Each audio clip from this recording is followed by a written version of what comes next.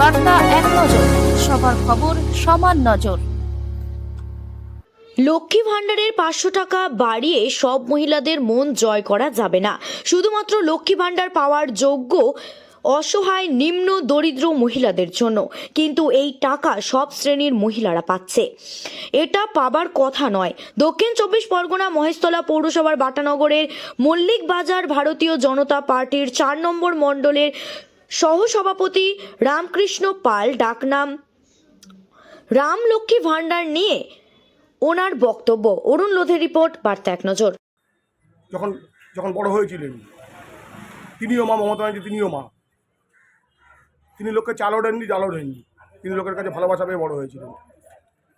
তা আমি চাই মুখ্যমন্ত্রীর মা সারদামণির মতো ওই যে হজ জায়গা তৈরি করতে। চাল ডাল দিয়ে, টাকা দিয়ে কোনো মানুষের চোখে বড় হওয়া যায় না, হতে পারবে না, কোনোদিনই উনি হতে পারবেন না। এই ধারণা আমার ভুল।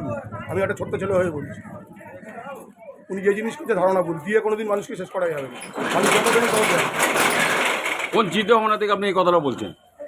আমি চিন্তা ভাবনা থেকে বলছি, তাই সুভাষচন্দ্র বোস, স্বামী বিবেকানন্দ, রবীন্দ্রনাথ, সেই সময় হোয়াটসঅ্যাপ ছিল না, কোনো ফটো ছিল না, তারা পৃথিবী বিখ্যাত হয়েছিল। ঈশ্বরচন্দ্র বিদ্যাসাগর, ক্ষুদিরাম, শ্যামাপ্রসাদ মুখার্জি, এরা পৃথিবী বিখ্যাত হয়েছিল। সেই সময় না ছিল ফটো, না আমাদের উজ্জ্বল নক্ষত্র, আমাদের উজ্জ্বল নক্ষত্র, আমাদের উজ্জ্বল নক্ষত্র, বাঙালি উজ্জ্বল নক্ষত্র। এরা বড় হয়েছে বিধান, সারা পৃথিবীর, এরা শুধু বাঙালি নয়। শুধু বাঙালি নয়, হ্যাঁ, এরা মানুষের কাছে কোনো জিনিস দিয়ে বড় হয়নি, তারা এমনি মানুষের কাছে বড় হয়েছিল।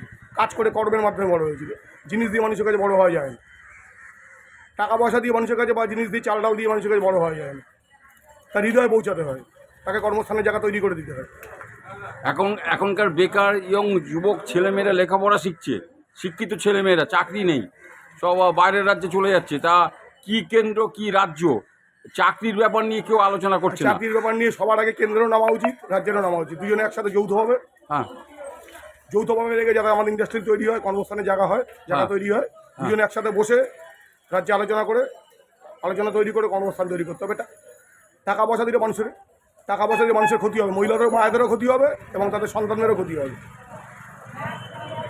কিন্তু এই বেকার ভাতা যে মুখ্যমন্ত্রী ঘোষণা করেছে হঠাৎ, বেকার ভাতা তো আগেও ছিল না, বেকার ভাতা দেওয়া উচিত না তো।